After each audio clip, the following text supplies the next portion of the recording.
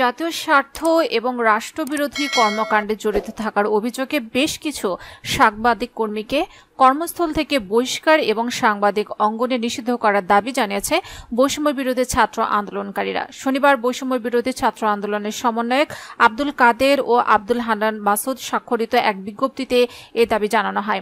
এতে বলা হয়, প্রেস ক্লাব একটি জাতীয় প্রতিষ্ঠান। এই প্রেস ক্লাব বরাবরই জাতির দুঃসময়ে এগিয়ে এসেছে, কিন্তু পতিত আওয়ামী লীগ ফ্যাসিস্ট সরকারের আমলে এ প্রতিষ্ঠানটি দলীয় প্রতিষ্ঠানে পরিণত করে ভাবমূর্তি ধ্বংস করে দিয়েছে।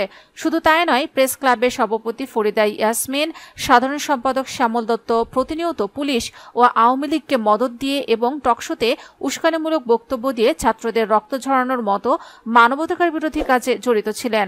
বিজ্ঞপ্তিতে আরও বলা হয়, ছাত্রদের রক্ত ঝরানোর মতো অমানবিক কাজে জড়িত ছিলেন প্রেস ক্লাবের সদস্য প্রভাস আমিন, জায়েদুল ইসলাম পিন্টু, মোজাম্মেল বাবু, আশিস সৈকত, ইকবাল হোসেন চৌধুরী, সোহেল হাসান চৌধুরী, ফারজানা রূপা, আরিফ জেন্তিক, অশোক চৌধুরী, শাহজাহান সর্দার, সুভাষ সিংহ রায়, আজমল হক হেলাল, আব্দুল খায়ের, মঞ্জুরুল ইসলাম, প্রণব সাহা, নাইম নিজাম, খায়রুল আলম, সাইফুল আলম, আবেদ খান, সুভাষচন্দ্র বাদল, জয় ই মামুন, জাফর ওয়াজেদ, শাহনাজ সিদ্দিকী, সাইফুল ইসলাম কল্লোল, পাভেল রহমান, আজিজুল ইসলাম ভুইয়া, সৈকত বোহরান কবির, শাবান মাহমুদ।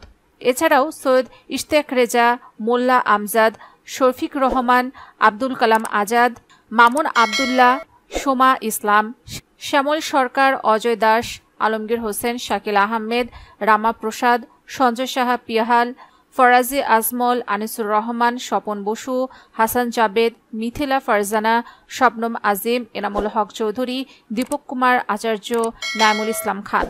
বিজ্ঞপ্তিতে আরও বলা হয়, আমরা মনে করি সাংবাদিকতার আড়ালে এদের কর্মকাণ্ড ছিল জাতীয় স্বার্থ ও রাষ্ট্রবিরোধী। ছাত্ররা এখন রাষ্ট্র সংস্কারের কাজে হাত দিয়েছে। এসব জাতীয় দুশ্মনরা প্রেস ক্লাবের বা সাংবাদিকতার নাম ভাঙিয়ে আর যাতে জাতির ক্ষতি করতে না পারে সেজন্য তাদের বহিষ্কার ও সাংবাদিকদের অঙ্গনে নিষিদ্ধ করার নিবেদন জানাচ্ছি। ইতিমধ্যে আমরা তাদের বিরুদ্ধে আইনানুগ ব্যবস্থা নেওয়ার জন্য সরকারকে অনুরোধ জানিয়েছি।